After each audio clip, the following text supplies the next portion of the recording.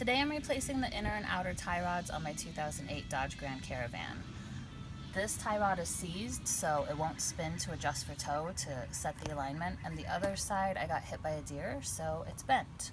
The first thing you want to do is jack up the vehicle, put it on jack stand, set the e-brake, take the wheels off.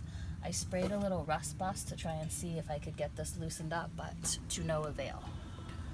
So this part up to here is your outer tie rod, and then this part up to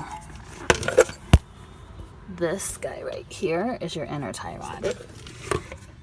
The first thing I want to do is I take this 18mm bolt loose and pay attention to how your tie rod goes in. Some of them go down, some of them go up. You want to put it back together the same way that it came out. When I got this bolt loose, it didn't want to budge, so I smacked this with a hammer a few times carefully so that I made sure I didn't mess up any threads or hit the ABS speed sensor harness, etc. But once I knocked it with a hammer a few times, the tie rod came loose. This nut is an adjusting nut. I just used these guys to get it loose.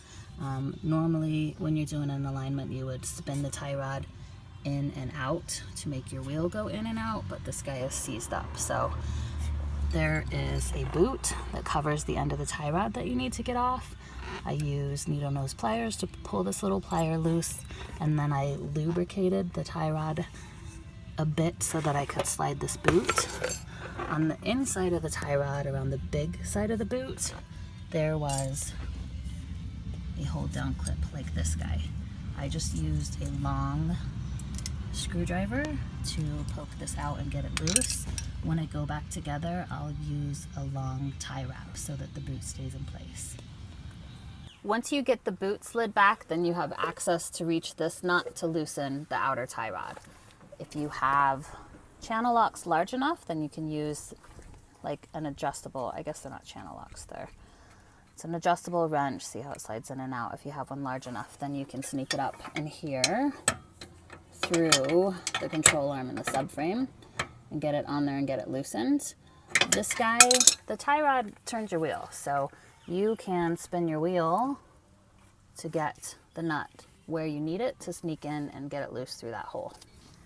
Once you have the tie rod loose, then you can spin it all the way out and get ready to install the new ones. What I usually do when I'm installing a new end is put a little bit of Loctite here. There's not a lot of threads and I don't want anything coming loose later.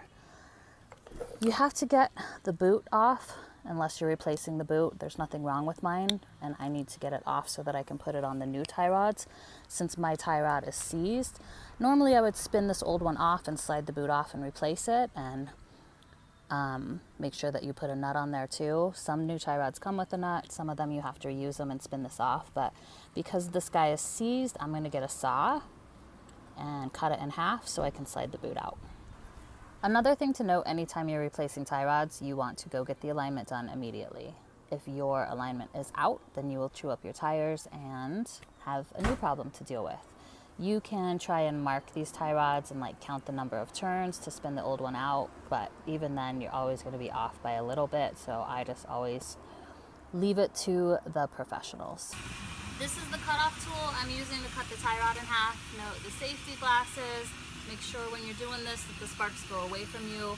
Once I've got this cut in half, then I can slide the boot off. Alright, so I've got the new inner tie rod in with some Loctite on the threads, and I've got it tightened down. I've got the boot. What I did was I put a tie wrap around it loosely, and I put some silicone on the inside so I can slide it over the power steering rack and then tighten down that tie rod and snap it off, or tie wrap, sorry. Make sure when you're going back together, you get all the pieces. Once I have the boot back in place, slid over the lip of the power steering rack, I use a pair of long nose needle pliers to tighten the tie wrap so that the boot will stay in place. Then I'll grab a pair of dikes, snip off the end of this tie wrap. There is a notch in the tie rod that shows you where the end of this boot is supposed to sit.